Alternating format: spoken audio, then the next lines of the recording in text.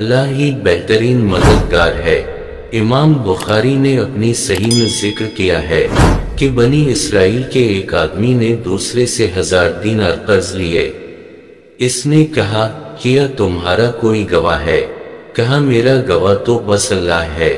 کہا پھر تو اللہ کافی ہے۔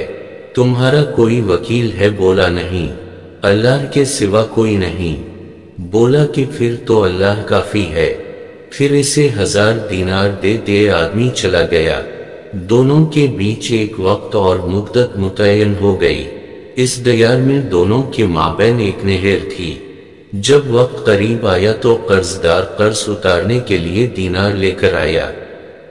نہر کے کنارے کشتی کی کھوج میں لگا، اسے کچھ نہ ملا۔ لمبی رات تک وہ انتظار کرتا رہا کہ کچھ ملے۔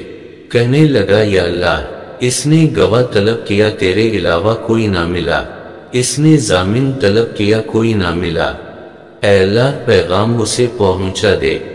پھر ایک لکڑی لے کر اسے چیرا، اس میں دینار رکھے اور ایک خط لکھا اور اس لکڑی سے باندھ کر نہر میں پھینک دیا۔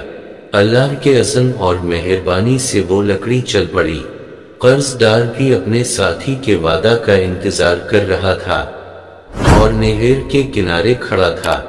جب کوئی نہ آیا تو دل میں بولا کہ گھر کے لیے لکڑی ہی لے جاؤں۔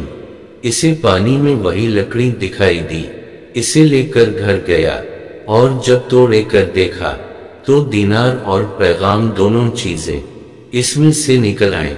پیغام میں لکھا تھا کہ میں نے بہت کوشش کی کہ آپ تک پہنچوں، پر کشتی نہ ملنے کی وجہ سے میں یہ دینار اور پیغام اللہ کے حوالے کر کے بیچ رہا ہوں۔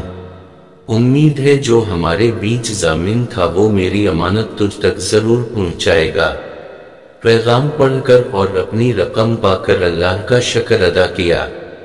دوسرے دن وہ شخص 1000 دینار لے کر آ گیا اور اپنا کل کا بھی واقعہ سنایا، تو اس بندے نے بھی بتا دیا کہ آپ کی بھیجی ہے یہ رقم اور پیغام دونوں مجھے مل چکے ہیں، کیونکہ اللہ تعالی مددگار ہے اور وکیل ہے اور وکالت پوری کرتا ہے۔